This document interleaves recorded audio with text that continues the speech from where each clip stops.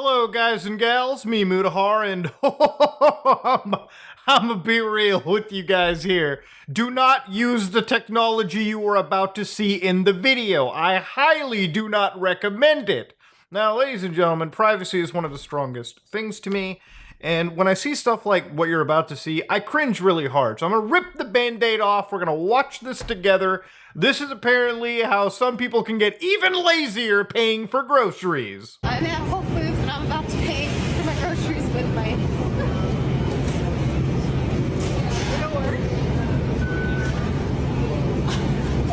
Now, she's blown away at the fact that she paid for her groceries without ever reaching for a card. Now, I'm one of those individuals where, I grew up with people who told me about the mark of the beast, like people are gonna get chipped and stuff. And I wish it was that cool. I really do wish it was there. But this is actually a technology that Amazon rolled out that I've only found out about till like literally a couple days ago, known as Amazon One, which is a fast, free identity service. Anytime a big tech company says free, you are the product, okay? It is what it is. I'm sorry to say. Like, you can say that a million times and a dumbass will still not understand this. Now, of course, they give you a video demo of like, this quirky individual petting their cat wondering, oh boy, how am I gonna buy my cute Amazon stuff? Isn't it so annoying how she has to carry a credit card and ID in her phone? If she had Amazon One, all she needs is her palm print. Yeah, let's just give Amazon or another tech company my biometric information.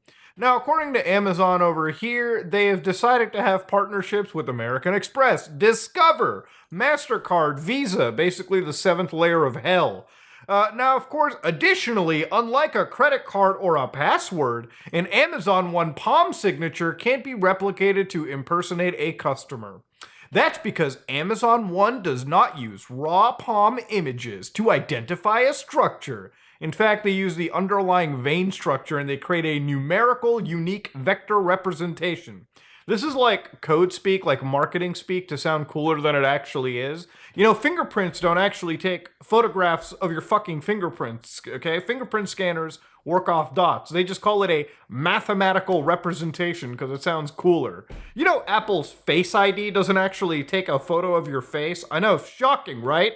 It actually projects tons of dots onto your face through infrared and basically checks the variances between those dots, in like the last 10, 20 scans and works off of it, okay? It's all calculated on the device. And again, that's a mathematical representation, but cool. Customer data is safeguarded in the AWS cloud. AWS is backed by more than 300 cloud security tools and 100,000 security partners from around the world. How's that a flex? Anything can get hacked. Now, to understand biometric information, giving it up to these companies and letting them get an extra edge on tracking and creating a footprint on you is something that I'm very much against. Obviously, in the modern age of 2023 and beyond, trying to completely go off, to put a mask on, hide yourself digitally is next to near impossible. But I never understood technologies like this where people are willingly giving up their information for nothing in return. Nowhere in this situation have I even heard that they'll give you like 15% off on your groceries if you let them scan your palm. How lazy do you have to be as a human being okay, I get not whipping out cash, okay? You gotta do some fucking math for that one, okay? My grocery bill is like, let's be more inflation-like, $150. I have $100 bill and a $50 bill. Oh no, what do I do? Yeah, I get it. Maybe it's a little bit too difficult. That's why they make credit cards and tap and pay. You just whip out a card, you tap it on the little terminal and you walk away. No, I guess you're too lazy to do that, right? Nowadays, you can stuff all your cards into whatever smartphone you have. Oh, it's still a little too lazy. You can buy a smartwatch that does the same thing as a fucking palm scanner. But no, I guess that's too lazy. We gotta just scan the hand at this point. It's the same reason why I'm the only person in my entire family and friend circle, I'm not even shitting with you on this one, that does not own an Amazon Echo or Alexa, the Apple HomePod, the Google voice speaker shit. You know why? Because everything those devices do, my phone will do if I ask Siri, Google Now, or whatever service. Shut up, Siri! Any service that I have, okay? That's just how it works. Why the hell would I buy an extra redundant device that serves as a perpetual microphone that is constantly doing surveillance on me, that is just doing diagnostic checks? The wildest world that I live in, where just for the slightest convenience, like the most marginal convenience, people are willing to give like 10 miles worth of their personal information. Now, you might be like, but Muda, I'm already giving up my Face ID and my fingerprints and whatnot. The reality is, when you use your smartphone for Face ID, for fingerprints, I've gotten this a million times. Those biometrics are stored on the device, meaning they don't leave the system. Face ID, just as a quick idea, is a hardware set that consists of a laser, the laser dot projector that projects a grid of infrared dots onto your face, the flood illuminator that shines said infrared light, and then a special infrared camera that takes a picture of all of those dots. That's what is used to create a 3D facial match. Now, to understand, even Apple will say, hey, listen, privacy is incredibly important, which it is. If you ever seen Apple's marketing, it's like the biggest plus point that Apple likes to promote: privacy and security on their devices. Basically, they say Face ID doesn't leave your device and is never backed up to iCloud or anywhere else. And I have to imagine Samsung devices, Huawei devices, Google, any Android-based device is roughly the same when it comes to privacy. Now, you might be like, but Muda, can you trust Apple? No, you can't. But you can trust a global team of open source researchers who, like me, have constantly peeked into the network stack of their Apple devices, have analyzed these devices to try to ensure that, maybe facial ID stuff isn't going in and out of the device, as Apple claims. If it ever came to light that Apple was actually storing your biometric information after claiming not to, would be very bad for them legally, and not just from a brand perspective. Remember, that's how Apple sells their shit. Brand power. If you want to talk about killing your brand, just straight up lie about something. You ever wonder why devices constantly, every time you switch devices, will ask you, hey, can you enter your fingerprint, your Face ID again? It's because they do not store it on their cloud servers. Because if they did, you bet your ass, to make it extra convenient, they'd say, hey, we already have a facial map. Let me just download that to your device so you can just start even quicker. No, they want you to constantly be like using the on-device safety systems. It's also not beneficial for a lot of these companies, these smartphone companies, to store your credentials, your financial information, even if you're using things like Apple Pay necessarily, in its original form, not a special encrypted form they design with the bank. No, they don't do it because of liability reasons. Why store people's super personal information in the event that it does get hacked and all of that, pressure starts falling on you? Now, of course, this is just one example. Usually I can imagine why people do it with Amazon, because it does slightly convenience them. And also, Amazon's been around forever, so they've got that brand loyalty too. Now, this is something brand new that I've seen that blows my mind. The World app! Now, if you haven't heard of Worldcoin, okay, Worldcoin is a new crypto. Yeah, we're still doing one of these again. Now, this is where we're going to get into the next thing, which absolutely drives me to insanity. Worldcoin, building the world's largest identity and financial network to serve as a public utility, giving ownership to everyone. Now, they've joined back in 2009, so they've been around, I guess, for a bit.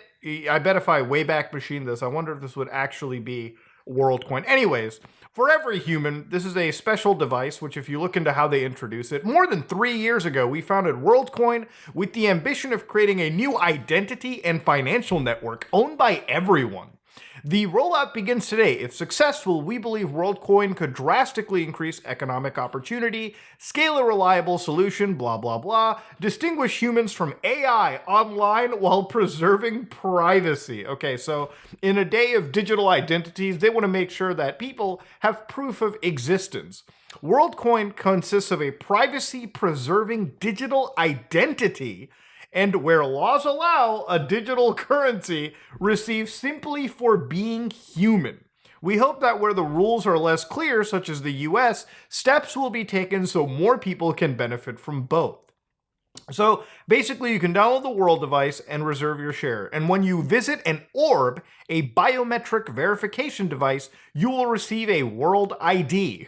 Okay, so what is this orb in particular? Well, I'm going to show you exactly right here. This is an actual clip of people allegedly lined up to get their free World ID by giving up their iris biometrics to this brand new startup company. And look, if you look at the lineup, it's pretty goddamn long.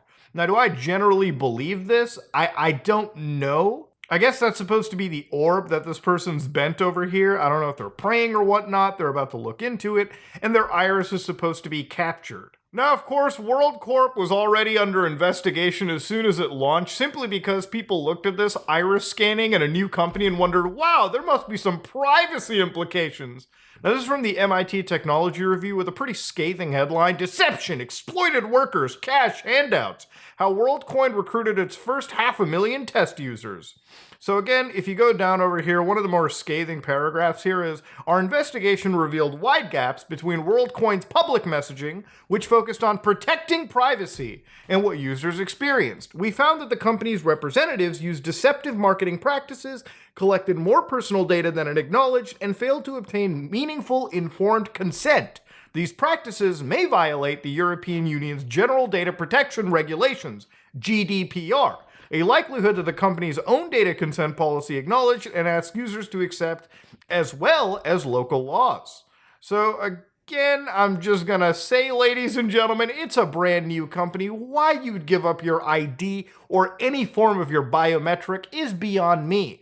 Now, of course, WorldCoin collectively shit themselves for a minute and said, by default, iris images are promptly deleted by the orb after the creation of the iris code. Now, this is also really deceptive, like I explained earlier.